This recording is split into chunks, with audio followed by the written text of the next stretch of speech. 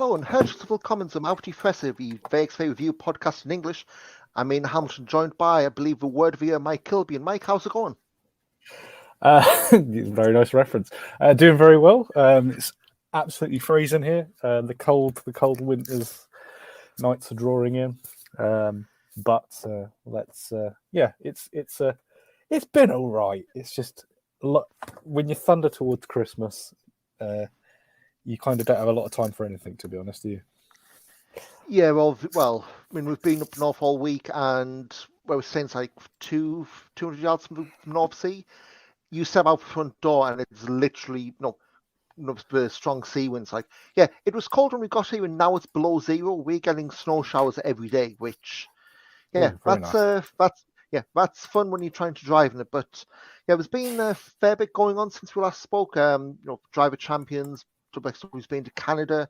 But I guess we need to start with something broke on Monday. WXW and their 22nd anniversary show, which is next weekend when this goes up.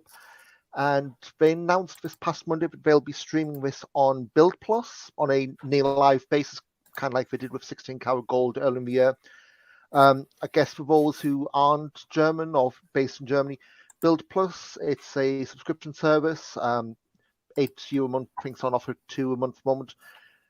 The online arm of the Build newspaper, which when I was asking around, I guess commonly compared to the Sun, a bit like the Daily Mail in terms of that. Yeah. A bit like the Daily Mail in terms of editorial values, the line of journalism. And for a lot of folk, this, just put it bluntly, this has really pissed off a lot of people. WXW for years have had that, love wrestling, hate racism stuff, and the optics of going in with Build not been great. Yeah, exactly. It's obviously this is obviously things we're getting secondhand because obviously we're not Build readers, funnily enough. But yeah, it's a newspaper which doesn't really the values of it at least in my view don't and the view of pretty much everybody by the looks of it don't align with the views of WXW. And I think there's probably an argument, probably a lot of people who go to WXW don't want Build readers coming to the shows. I mean, I can't stop that, but you know what I mean. It's a very, very strange decision. So obviously you did mention it's not live. So it's going to be about 10 p. It's going to be showing at like 10 p.m. on the evening of, I understand. Yeah, so I think, again, I think Carrot this year was like they put the first half at the interval and the second half after the final. I guess this is on like an hour or so's delay. And I know they said something about German youth protection laws, which GWF Berlin streams live all the time. So I don't know if this is something not just with Oberhausen and NRW, but I queried about that. So obviously the wording was they're going from the WXW press release on Facebook because you tend to get a bit more meaty things when you go on there. It says, due to current child protection regulations for pro wrestling in Germany, a direct live stream is not possible. The event will be aired with a delay from 10 p.m. And shortly before that is a free warm-up match. So effectively, quite a few people seem to agree with you in the sense of it's because of the platform they're using. Obviously, YouTube is a free access platform, so you can kind of get on much like Twitch as well. Twitch, I understand, had problems in Germany because of German streamers playing 18+ games and not put them right, get age gate, that kind of thing. Yeah, age gating it effectively. And from what I understand, wrestling in Germany is considered a adults sport effectively. But again, I think there's a little bit.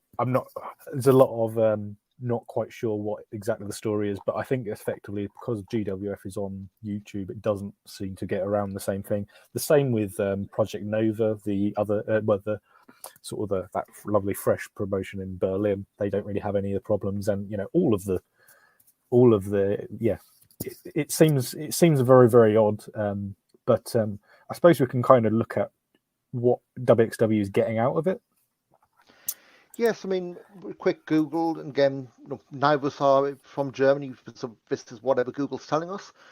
Build Plus, when I looked, had about 600,000 subscribers, but I guess the main comparison to this isn't like a pay-per-view service. So this isn't like you're going on your Amazon Prime Video or whatever streaming platform of choice, plunking down a few quids or a few euros and getting the stream. You're having to subscribe to Build Plus and whatever they offer. The news comparison I saw was with the guys in the States with Peacock and the WWE Network. WWE Network had, was it 1 million subscribers or so when they folded into Peacock. Now, they can bleat about how many subscribers they have, but there's no solid proof that if you signed up for Peacock, it's for WWE because there's no entry survey, for a better word.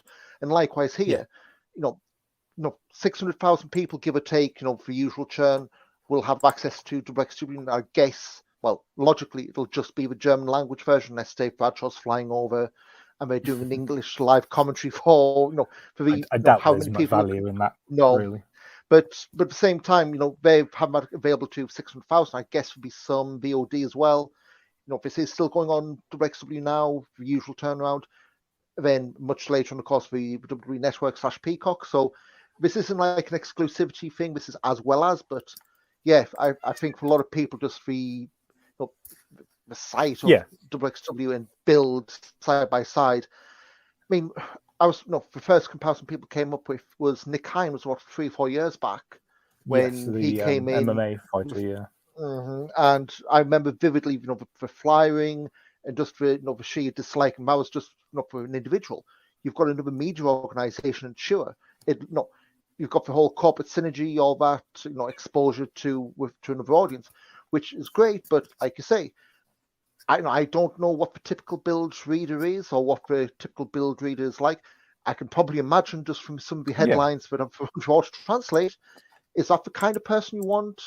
Bearing in mind, issues that could easily arise. I mean, again, this could easily be fear mongering. This could also be, the cold hard truth coming to light. Again, it's the kind of thing I think is a one-off. Yeah, there's going to be a lot of backlash. I think there may be an element to take of stock of what the outcome is, both in terms of at the gate. Will people cancel with WXW now and to say, really react that strong and go, I don't want any association with that? Or will it be the, I'm not happy if this is a one-off, let's see, but if it becomes a continuing thing, like, say, if they do it for Carrot and other big shows, then what? Well, yeah, exactly. And there was a lot of people who were sort of saying, well, I don't want to be on Build, which is completely understandable.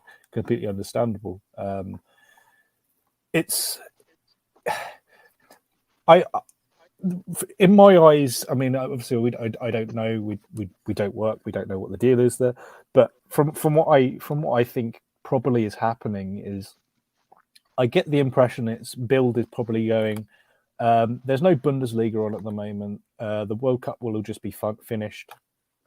Germany's not in the World Cup final. They need some live sport, or they need something sport-wise to put on their service. Let's chuck some wrestling on, something a bit different for the sort of the winter. Maybe they're doing that.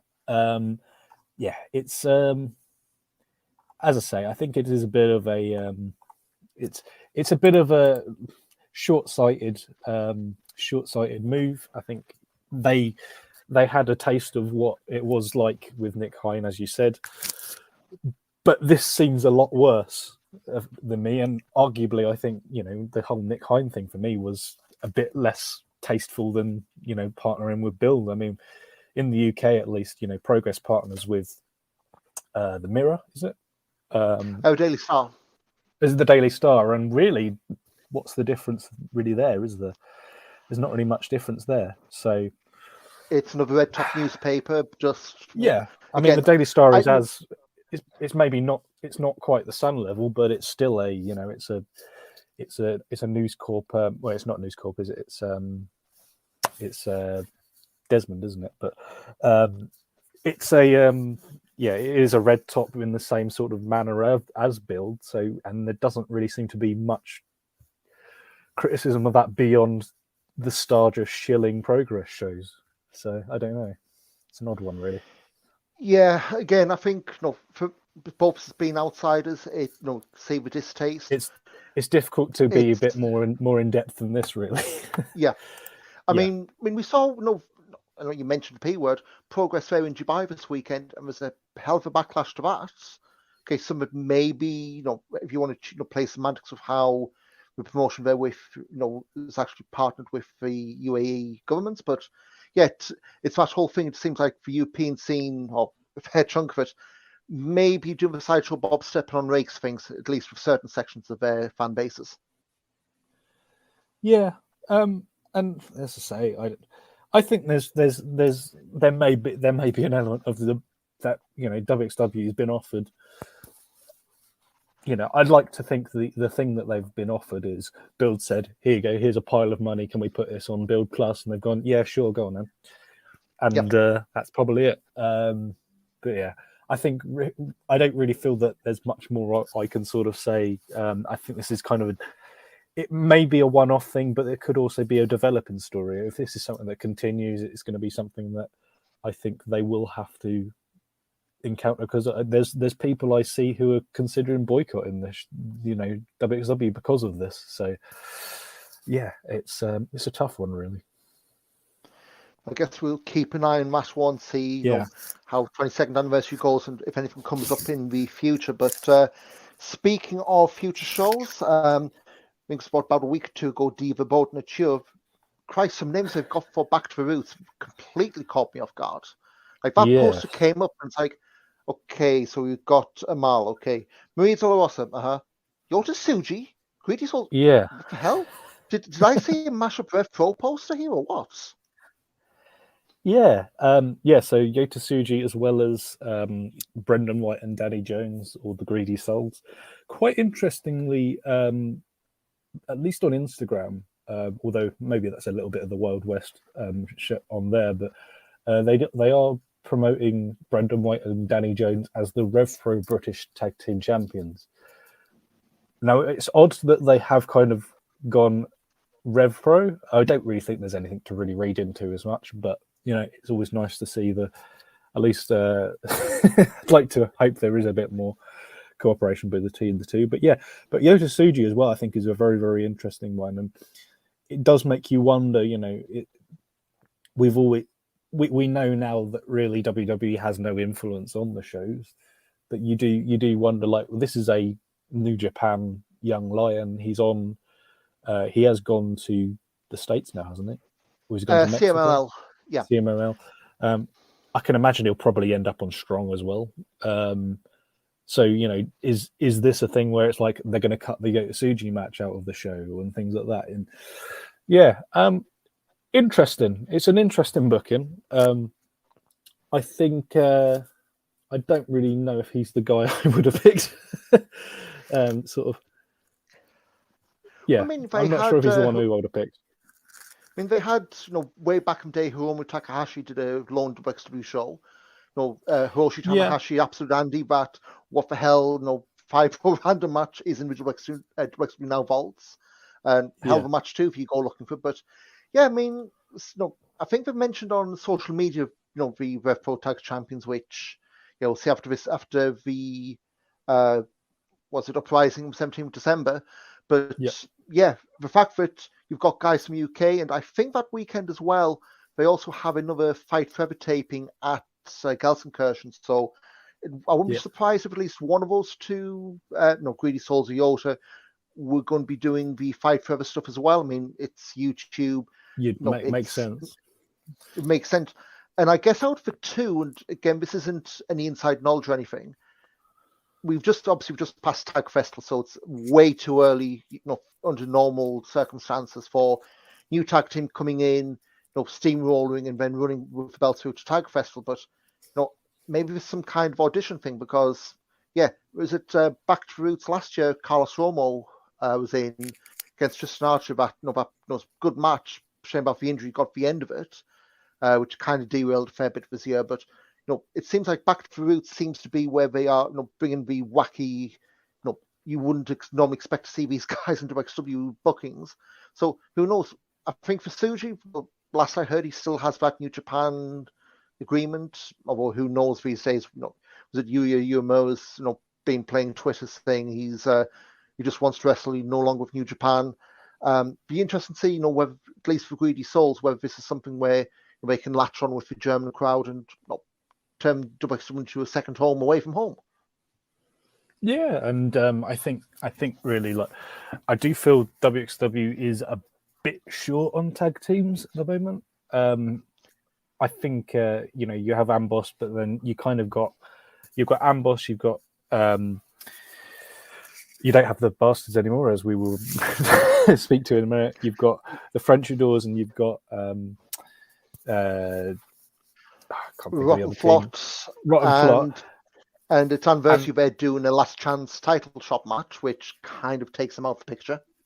Yeah, and then the rest of it is kind of just like, oh, yeah, we'll throw a couple of the Academy guys together.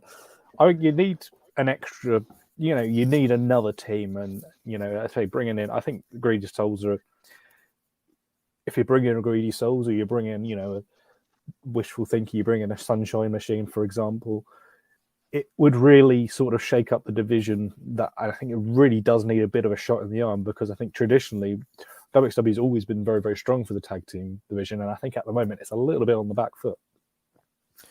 And again, things sometimes seeing half of the tag festival just wrong side of the rails, but so see how that goes in the new year. But obviously we've got the 22nd anniversary show. Alice Inc. had been announced for a match against Steve Klasky title defense.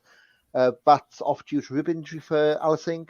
We've made that now Baby Alice and Eva Klasky, I guess, an official number one contenders match, which, there's a division we could do for a few names, and I've already done that for Back to Roots and Marie De La Rosa, but there's a division probably could do for a few names, which feels like something I'm saying with Rev Pro as well, but that's for another podcast. They should come together. We've got some storyline shenanigans as well. We'll touch on Driver Champions in a second, but the whole Evaniel stuff. So I guess rather than going to the ins and outs, because we'll touch upon this in the Driver Champion stuff. What's your take on the whole Evaniel thing? Because to me, at least, so going into Driver Champions, we did the whole, he's injured, then he got the title match rushed, and now it's been all undone because Norman House is a corrupt so-and-so in storyline, at least. They're now doing match anniversary, and it's like, I think at a point, and I'll let you speak to this as well, I was getting a little bit worried they were trying to do the earlier stuff from 4 or 5 years back. Yeah, I was. You literally took the things I was going to say. I'm worried that is what they're looking towards. I don't personally think Levaniel can do that. I don't think the character is strong enough. I don't feel that he's got the ability to kind of do the earlier style thing. Obviously, we do it if we do have the big return. It's heading in that trajectory though, which is what I think. I don't know. I feel like I do get the impression that I don't 100% get Levaniel, because I think there is a bit of a language gap between myself and that, and he's obviously a very promo heavy wrestler. That's it's as you say, it is a bit of a worry. It does seem very rushed, and they're not really sure what to do. And the problem is Levaniel, could he go drop down into the shotgun division afterwards? I don't know if he could. I think part of the issue, and again, there's a lot to be said about roster depth. And I think at the world title scene, they've already, ruled out Jörn Simmons with the storyline early in the year for title shots. Yeah. There's a very big, Robert Dreisker, because of Dover being on the shelf, he's been drafted to help with Amboss. Maybe it would have been, So that leaves a pretty big void in terms of, I don't say legitimate, but like the non-challenge challenges for the unified title. And I think it's the kind of thing, you can't really plumb the gap by going, hey, we'll drag in this guy. I don't want to take shots of emotions, but, you do get some of it will just pull and be randomest of random people. And you go, I thought that guy's retired, but now he's getting a title shot against guy who's suddenly a champion, that kind of stuff, which, it's, again, WXW not having the regularity of shows that they had pre-pandemic maybe isn't helping, but it does feel like away from Tristan, Archer, and Levaniel, that undercurrent of right who's next or who could potentially be next for title shot, it just doesn't seem to be as obvious. Yeah, exactly. And you look at Tish. Tish is in a bit of a funk. Guns is kind of, he's treading water in the sense that he's not really challenging upwards, but he is obviously putting off great matches sort of on the shows. But he almost, I get the impression Guns is kind of going like, this is Bobby Guns is just going to go out and try and have the best match on the show, which is great. But I don't know if he's really in the title picture. I feel like if you're now about 90 days away from 16 carat, so 3 months from 16 carat, and really, what's your main event? It's as it stands, that's probably the only thing you can point to. Look, what is your main event for Carat? Really, at this point, I mean, unless you just do Levaniel again, it's a bit of a. I say, I'm hoping something big happens at Anniversary or Back to the Roots, because it's really the sort of the title night, as I sort of christen it. It's not looking too exciting really at the moment. Yeah, it needs to be a match befitting the gold cummerbunds for everyone this March. Exactly. So, but again, got a lot more to go on to Bridgeport then, and something else a little bit after Carat. Fans back.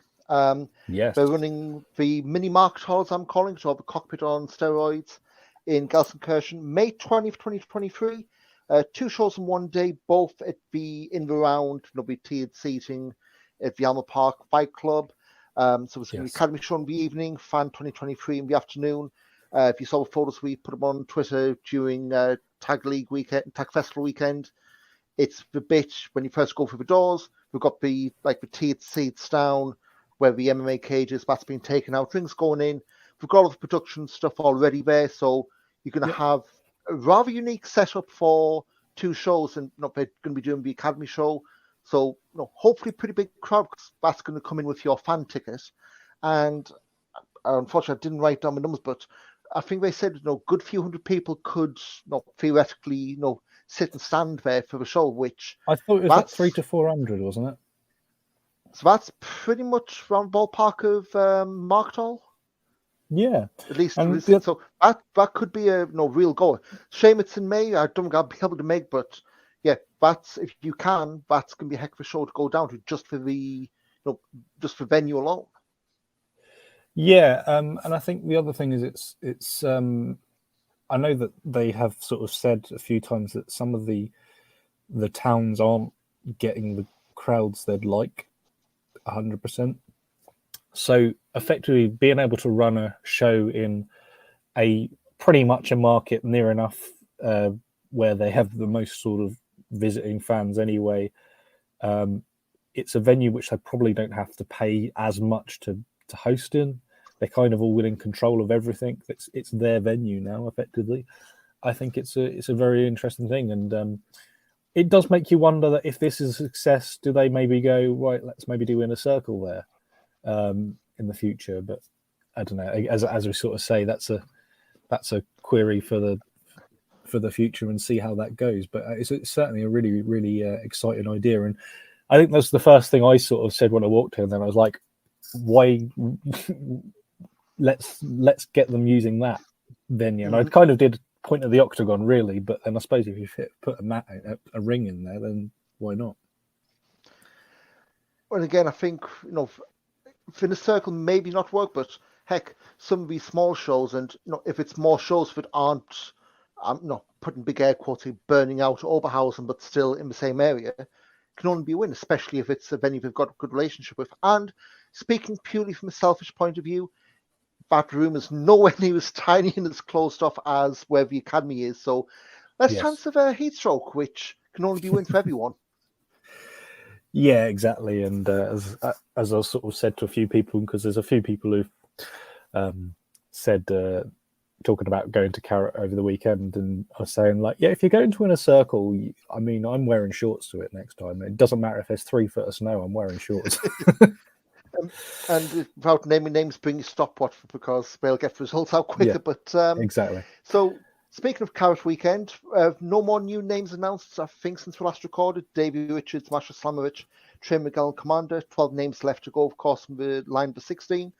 I think they're doing the Road to 16 Carrot tournament again in Bielefeld in, I think it's February, so 2 names will come out of that. So we're expecting 10 names between now and next 2 months, really? Well, yeah, it's about 90 days to Carrot, depending on when you're listening to this. But so yeah, it's just over 3 months effectively, and it's about 3 months today, I think. So yeah, they kind of have to. You got to expect really 4 to 5 names each month.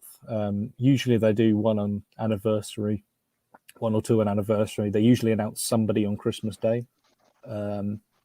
So yeah, it's and obviously you got to get a few domestic people in as well. So obviously they might not be so. Yeah, you're not going to get all internationals, but you're going to get. Yeah. It gets Hector in. He's always been good, even with the pre-show alternate stuff. But but they've announced tickets for the Carrot Weekend. They're starting to run a bit on the low side. I think they said like 30 left for Carrot, which let's say 30 days out is damn good showing. The rest, you've got the tournament, festival, and individual shows. So take a look. But obviously, things for first 3 or 4 rows, they're all gone at least for tournament nights. If see what names come if you're interested. Carrot Weekends are always fun, and I think, like I said, Carrot is probably the easiest sell from WXW's perspective. It's got the longest standing. Of course, we'll be plugging the hell out of it after the new year. But one last bit before we go on to the show reviews, and I don't know if you want to yell out sync, Mike, because we kind of got proven wrong. Yeah, we got proven wrong last time. We noted was like this time last month for Oscar. He's finally in New Japan. He'll start wrestling some point in the new year. Nope. Debuted on that historic crossover show, New Japan Stardom. He's going under a new name for Oscar Loiber, which at first was proven a bit problematic for commentary, English and Japanese. Which how? I think Chris Charlton was trying to say Oscar Lieber, which I think somebody in Germany's got that gimmick, Chris, but hey ho. But yeah, of course, he took the fall in his debut as the New Japan Dojo against the LA Dojo. So, apologies about butchering these names, but Oscar Loiber, Yuto Nakashima, Ryohei Oiwa, and Kosei Fujita against Alex Coughlin, Clark Connors, Alex Coughlin, he was going to mess one up. It's the English name as well. Clark Connors, Kevin Knight, and Gabriel Kidd. And then, of course, Oscar's been part of the ongoing Young Lion crew for the Super Junior Tag League, World Tag League going on. He has done a lot of stuff, and it's not all been losses. So I'm just going to blitz through these. November 21st, teamed with Oiwa, Tomoaki Honma, and Tokyo Makabe, losing to the United Empire, Greater Khan, Aaron Harari, and Aussie Open, Carl Fletcher, Mark Davis. They're going great guns in that World Tag League this year. And if you're a big fan of Gideon Gray, he's all over those shows, which is exactly what we expected. January 1st, 2022, we expected Oscar in New Japan and Gideon Gray all over New Japan and this tour. Yeah. And if you did, hope you got your lottery numbers on and you're on a sunny island somewhere celebrating all this. It is wonderful being the booker of New Japan. Well, we'll take this off air. I think there's a few bits we could change for New Japan, but November 22nd, lost against Makabe and Honma. Teamed with Kosei Fujita November 23rd. I'm just going to go for once when he won November 23rd with Fujita against Oiwa Nakashima, but Oscar hasn't actually won the match. He's just been the partner in the tag match winning. Teamed with Tokyo Makabe, Kosei Fujita November 26th to beat Honma, Nakashima, and Oiwa. A couple of losses to TMDK. So most recently, singles debut, December 5th, this past Monday, lost to Battle of Farley in about 4 minutes. That was kind of unplanned. Farley's been, I guess, eliminated from Tag League because Chase Owens went home for family emergency, so Farley's done a load of singles matches. Both Oscar and Yuto Nakashima, both his trainees. So he's wrestling all the young lions and beating as quickly as you'd expect. But yeah, I think that first match he had, at least on the tour, was in Corcoran. And was a spot where he just roared, being double teamed by Aussie Open, roared in defiance, and frankly, it was a cheering event, so the crowds were just clapping a little bit quicker. I tell you what, he fills out.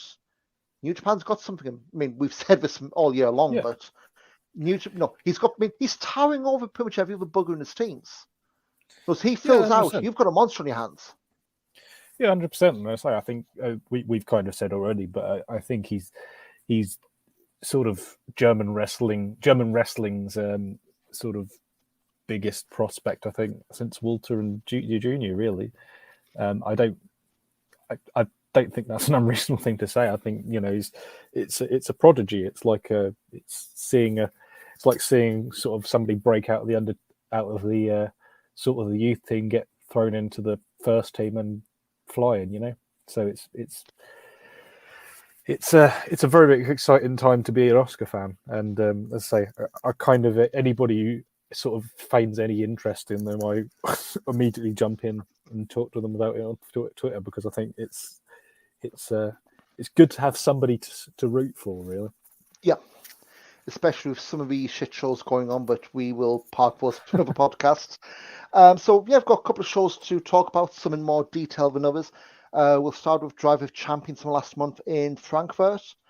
Yes. I guess the main story of this came at the end of the show, so we'll just blitz through the undercard. Pre-show, Vincent Heisenberg beat Kevin Martinson. Decent match was the Fight Forever pre-show. Lawrence Roman beat Michael Knight. Decent opener. Roman's trading wins with Michael Knight, trying to get, he's not the whipping boy of Amboss, which is good because they're doing the K extracts at the end of January back to the roots, so you need a decent squad and not just people making up the numbers.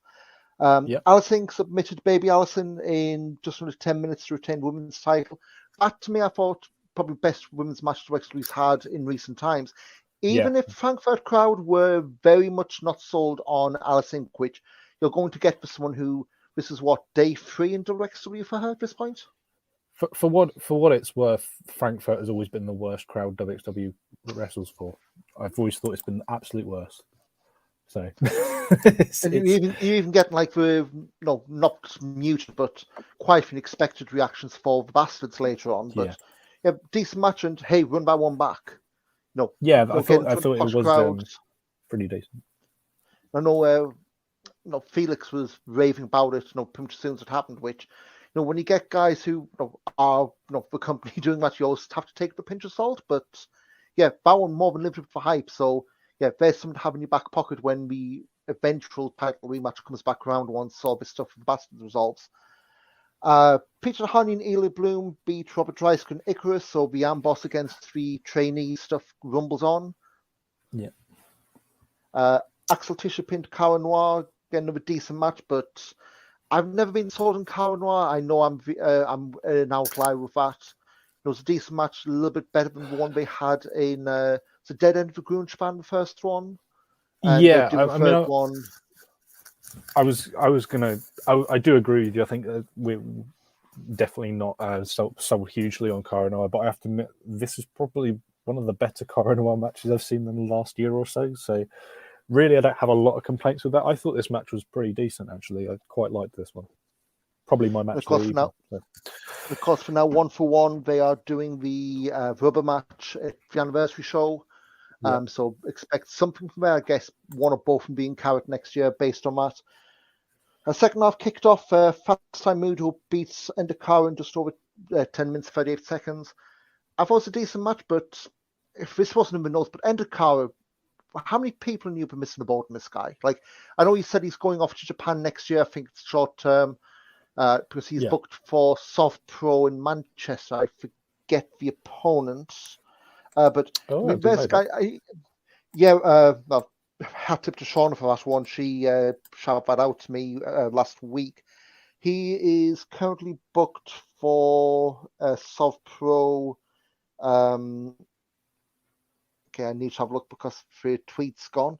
But yeah, I mean, he's had a few bookings in England, and it's been with like I don't want to say with smaller promotions, but it's not been any promotions with of a headline ones. And I would say especially Fight Forever stuff. This match with Alice Inc. is very kick heavy, so he's going to fit in well in Japan. But European wrestling, what the hell are you doing in terms of scouting? Because Yeah, there's a lot of names we're seeing that just seem to be in one promotion and really should be getting eyes elsewhere. yeah, and I think I did the tweet earlier in the week and effectively said that I think Endokara is as much of a loss for you. Well, it's a bigger missed opportunity for European and British wrestling than Ollie Carter was. I mean, I think Ollie Carter back in the day he was working GWF and that was about it. And I thought, one of the best sort of junior heavyweights in Europe by miles. He got signed by WWE, and quite rightly they booked him well, and he was wrestling well, and he's now in NXT proper, isn't he? So, yep. Although don't call me John Mensah. That's one it. of the Yeah. string of or football Mensa, names. whatever it is. Endokara, sort of the same sort of thing. I think Endokara is. I think when the releases were happening earlier in the summer, the name that I was looking out for was Ollie Carter, obviously, because you kind of want to see him a bit more. But in the thing that kind of got my tongue wagging was, oh, you could do Endokara versus Ollie Carter. That would have been great. So, he's going to Japan. I wasn't sure really what the situation was with him, whether he was being there full time or if he was going sort of just for a month or two. But he's a great wrestler. He's got a really, really great look. He's good in the ring. Sort of, he's got the kind of the total package. Really, I think he just needs to get the fact that someone like Progress or Rev Pro hasn't even touched him. It's a bit baffling, to be honest. Especially you look at the cruiserweight division in Rev Pro. Endokara, even if you want him in for a one shot, what's the harm in bringing him over for that? So yeah, it's a as we said, big missed opportunity, and I'm delighted he's getting a few opportunities at least. So I've just took up his booking for Soft Pro in Manchester. This is Sunday, February 5th, 2023. Yeah.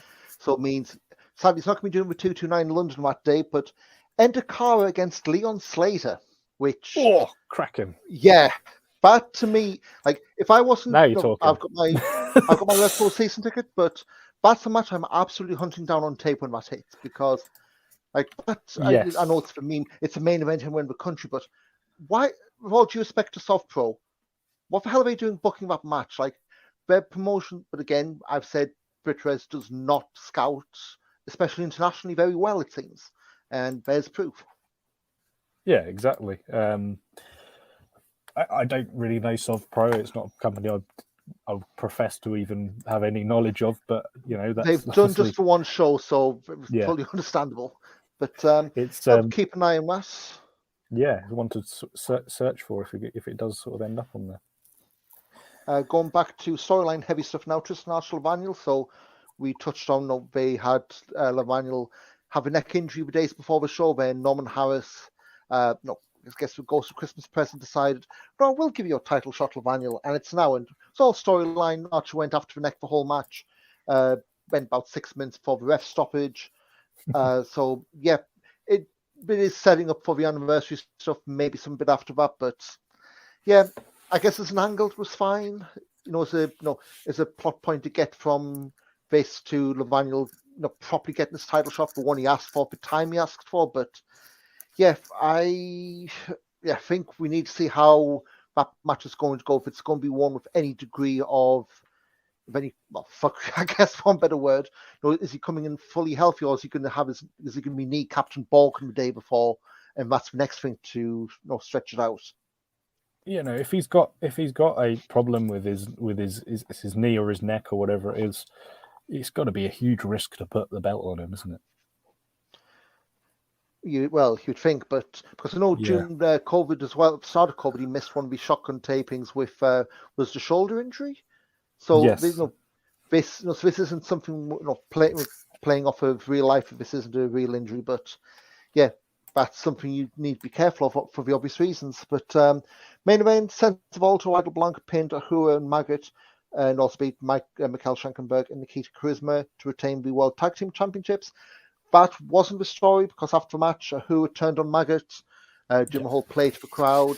Ahura stood on Maggot's shotgun title belt, punched him down, and Pretty Bastards have had their blow up, and we're now leading to a ladder match of the anniversary show next weekend. The shotgun belt and the SL Wrestling shotgun belt unification match, for better words. But they're doing Sean and Razor, which maybe going a bit quick with this, but I guess one or the other will be in carrots. So you kind of want to get this out of the way. It's been building. It's been building for months anyway, so I don't really think it is too quick. From the turn to the first match, though, to me is a bit like a month from the turn. Maybe one Sean Borkin, which I doubt many will see before the anniversary show.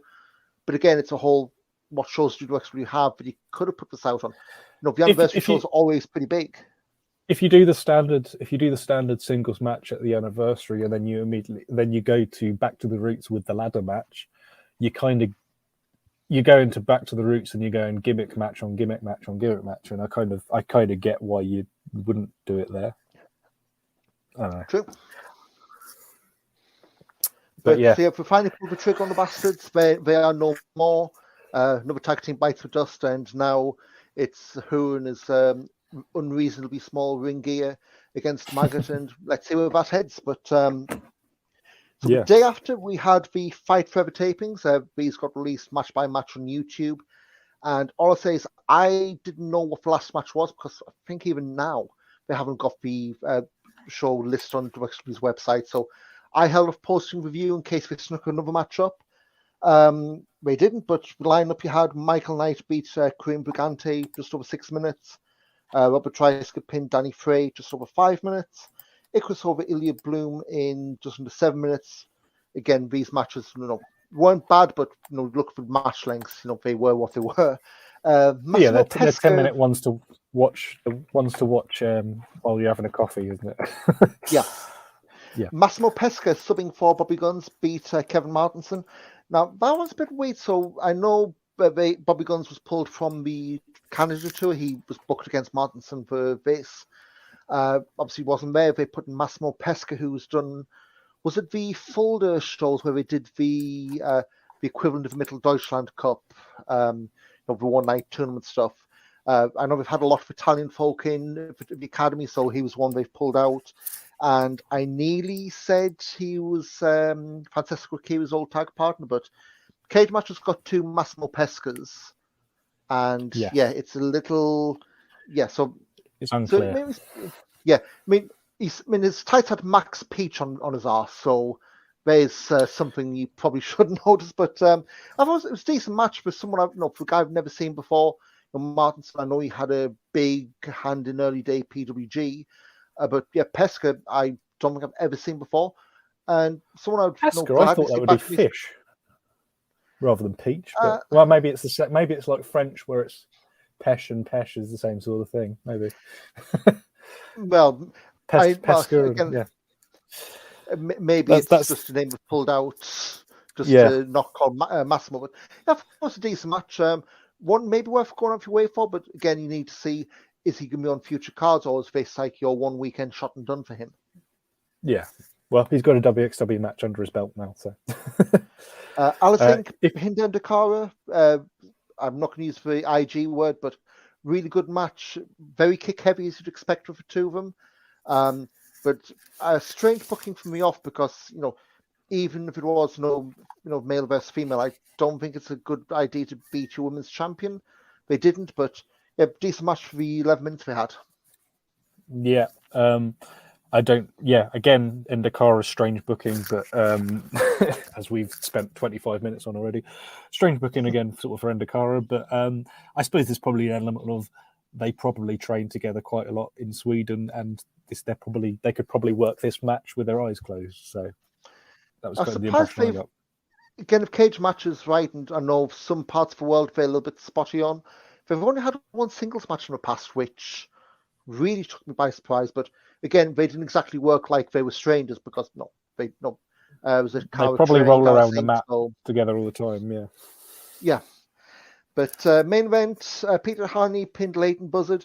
I mean, there's a wacky booking. So Leighton Buzzard, I think it's a week after this, he won the ICW title in Scotland, where it's about the only promotion who books him with any regularity.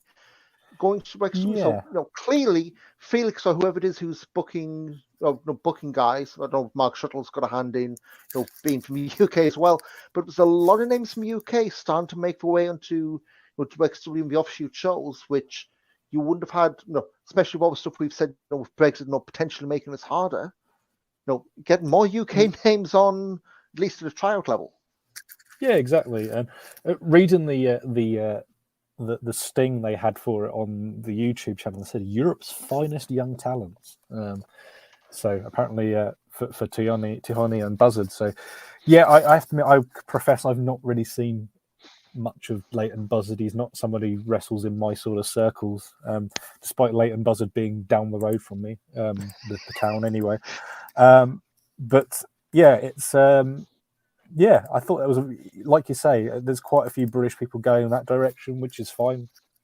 They're maybe not the guys who I necessarily would be booking, but yeah, it's certainly a good one. What did you think of this one? So obviously Tahani had way more people knew about him. Buzzard, he got his stuff in. He didn't look out of place at all, which in fact he's about to be world champion of a promotion. You'd hope he wasn't someone who had two left feet, but yeah, I got the impression of this, even though Buzzard lost, I got the impression he'd be back. Now, I think Carrot way too strong, but could definitely see him be a regular, maybe mid-card stuff. I guess kind of like Tihani, in his early days of WXW, at least coming out of the pandemic. Yeah, but you say Carrot's too early, but actually in a way Carrot is probably one of the best times to sort of debut, because you can go and ring crew or whatever, and you work in a circle. You're not in the tournament. You maybe do the alternate 4-way. Oh no, sorry, I meant having him as part of Carrot, not. I mean, obviously he's doing Inner Circle and the satellite shows. That being said, if he's ICW champion, I suppose there's a bit of well, I say this with very heavy bunny is there's a little bit of cachet with him being the ICW champion, a little bit, I mean, very very small bit, but I suppose at least in the world of the network, the guys who are flicking through the indie wrestling section on thing, who for some reason are the only people watching Fight Club, can probably go, oh look, that's that Leighton Buzzard guy and he's in Carrot. I suppose there's an element of that, but yeah. And again, we've got the renowned French showcase over Carrot weekend. I'm not saying it'll be an ICW match. Again, they've not announced who is going to be part of that. Way too early for that, but yeah, wouldn't shock me if they did have him in for that, and then Wheel of Wrestling event. I have no hand in that, despite the website logo being on it. But yeah, we can see who comes up. But yeah, so the weekend after Drive Champions and Fight Forever, we went to Canada. I'm going to blitz this. I know you've not watched this. The shows had a slight rearrange after Bobby Guns dropped out. And a lot of these were pure smash matches and a few WXW involvements. So just touching on a bit like the APC shows, wasn't it? Yeah, and if you've seen these on Site TV upload from recently, the CZW show they did for 2018, only had Avalanche and the Crown randomly working the states. This is not many weekend either. This is August 2019, I want to say. Yeah. But yeah, so just touching on the WXW matches, you had Tristan Archer beating Carter Mason in 8 minutes to retain the title. Decent match, but again, so these shows were filmed and produced by Smash. So you have the Smash commentators, for better or for worse, and the Smash storylines were the ones being really pushed here. So storyline was Carter Mason's been on a bad run of form in title matches. Didn't really change here. Vaughn Vertigo, who's been on a few WXW shows over years, beat John Greed and Robert Dreisk in a freeway. Decent was two big lads in Vertigo, so it's the whole hit and run stuff. Vertigo finally outsmarted him to get the win. Best 6 of 11 falls. Psycho Mike beating Karen was 6 falls to 5 in 12 minutes. Gesundheit. Should have gone. And yeah, so they did the gimmick of Psycho Mike and, oh, this match is too big. I want more falls. Best of 3, no, I want more. Best of 5, no, I want more. Best of 13? Oh, that's too many. So we did best of 11, and then they crammed in 10 falls in about 90 seconds, and nearly screwed it up because, well, watching it, the referee didn't seem to count one pin, but they said, oh, it's 5-5. Next 4 wins, then they just had a regular match. So, it was fine once we got past the Gaga stuff. This silly, It wasn't. But again, it's Psycho Mike, the guy who made his name in Germany by body slamming Jacob Crane into submission. So, what do you expect? I mean, and again, Psycho Mike's home turf, so the character connected way, a lot better there than it does in Oberhausen, and he gets so well in Oberhausen to begin with. So, yeah, it was a pretty good match. Axel Tischer against Jake Something. So the storyline is Jake Something hasn't won in Smash. That continued here. And I think that was going to build on to the London, Ontario show, which isn't up yet. And while I'm going to have a look on WXW now.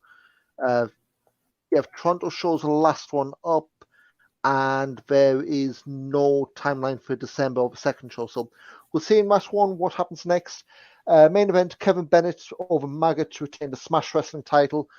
Main story going in was neither man had their titles. Bennett left his in a snowstorm in Buffalo. Maggot didn't bring a shotgun belt. So, yeah, it was a fine match, but let's be honest, you're not really going to get into, with all due respect, Maggot winning the Smash title in Canada. To be told, the commentators did try and convince you. They brought up, isn't it, blast from the past, Mark Haskins being the Smash champion way back when. If I remember right, he beat Johnny Gargano for that belt, which back things when we first time Smash. That's a time capsule, isn't it? Yeah, it's right by the time I was starting to get back into this weird stuff. But so decent match. If only the commentators actually said Maggot, not Magnet, which, yeah. He has got a magnetic personality. A lot of attraction, yeah. But yes. So we've got the London, Ontario shows. Again, I'd expect they'd be dropping anytime soon. But yeah, coming up, it's been so long since we've done an episode. We've got to do complete new shows of this. WXW ran shows at the German Comic Con in Dortmund this past weekend. And you know what? Because we've had so few to look at, I'm just loading these up on WXW's website. Stuff jumps out. Lawrence Roman beat Nick Schreier. Danny Frey, Massimo Pesco against Yuval Goldschmidt and Zeritus. Robert Dreisker over Ilya Bloom. Then show 2, Baby Allison and Maggot beat Massimo Pesco and Nick Schreier. Zeritus beat Yuval Goldschmidt, and Amboss's Robert Dreisker and Lawrence Roman beat Bloom and Frey. Second day shows, more of the same. Lawrence and Roman beat Danny Frey and Zeritus. Ilya Bloom beat Yuval Goldschmidt. Nick Schreier beat Massimo Pesca. And final show, Dreisker, Goldschmidt and Zeritus, which is the weirdest formation of Amboss I've ever seen, beat Ilya Bloom, Danny Frey, Massimo Pesca. Maggot over Lawrence Roman. And they had a king or queen of Comic-Con Battle Royal, with Baby Allison winning over Dreisker, Goldschmidt, Zeritus, Bloom, Frey, Pesca, Roman, Schreier, and Maggot, which, so there you go. Baby Allison wins Comic-Con 2022 in Dortmund. Yeah, the king, the queen of the Comic-Con. Exactly. So other shows coming up. We've got the Academy show this weekend. Yep, this weekend in Gelsenkirchen, not being taped. So probably some of the names you've seen or just heard me rattle off from Dortmund will be on those shows. December 16th at the Stadthalle Vennerhof in Borken. This now is being taped for WXW now. We've got Bobby Guns and the French Doors against Meta Han and Rotten Flot. Ahura and Eva Kolaski against Maggot and Baby Allison. Danny Frey against Tristan Archer on title, and Rambo against Heisenberg. Oh, big bosses. Yep. There's one that wouldn't look out of place in Berlin. Now, that is not shade for once. No, exactly. December 17th. Nova. December 17th, Device Rolls.